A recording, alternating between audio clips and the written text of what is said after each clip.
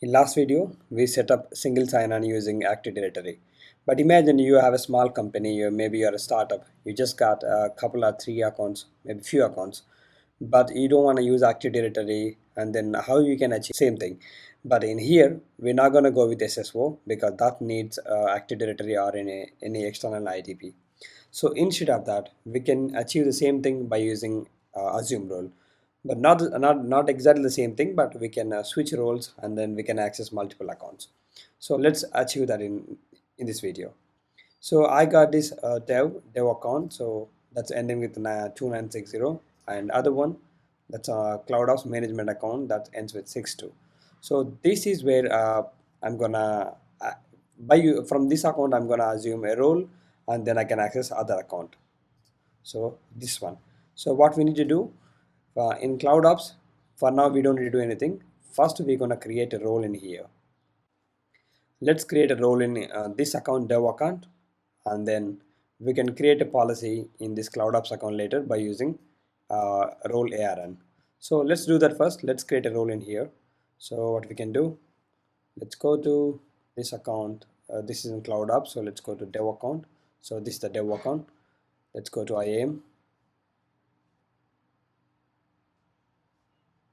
then click on roles, create a role.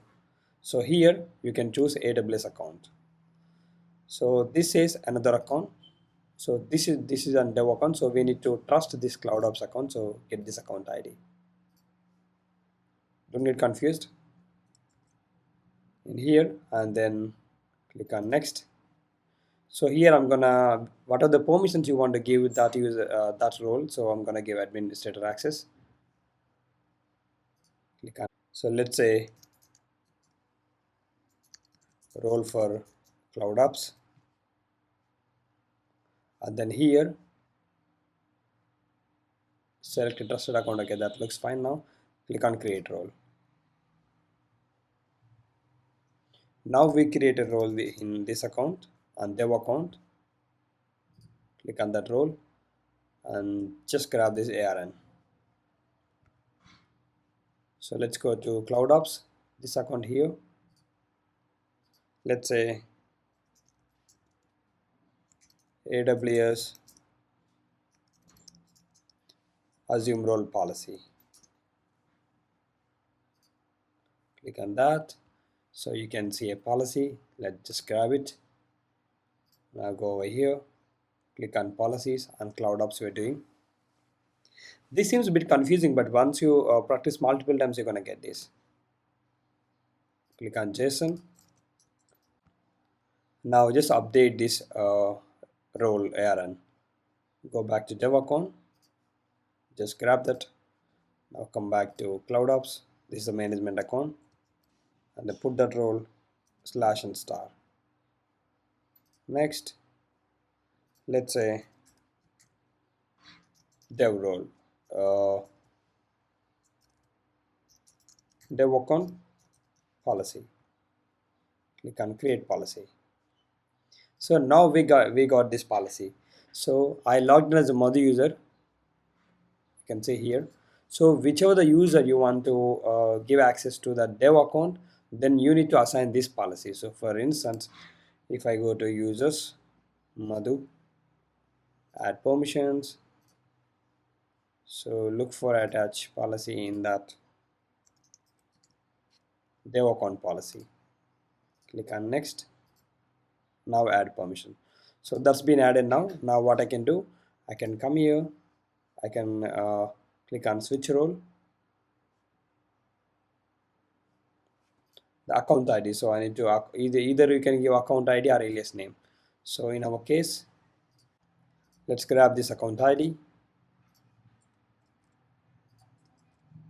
and then the role name. So what was the role name? Here, put the role name and the display name. What you want to use, you can put anything. Let's say dev account. You can put colors as well if you want. Switch role. Now we can see we are inside the dev account. So at the moment we don't have any IAM users over there. So if I go to EC2, So whichever we are assuming a role, and that role got admin privileges. So if I go to volumes, so this is how you can simply switch. You don't need to sign. You don't need to log out and log in. So that's the benefit. So let's say 1 GB I'm gonna create in assist one. So I did that. If I go back to this account to EC2, of course we created in this account only by using assume role. I'm just proving that we created that. So go to volumes.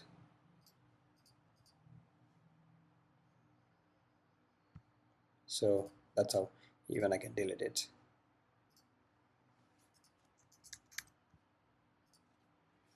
So this is how we can achieve if you have a simple environment, maybe startup, maybe you got like a few accounts may manage. So this is how you can create roles and you can assume them.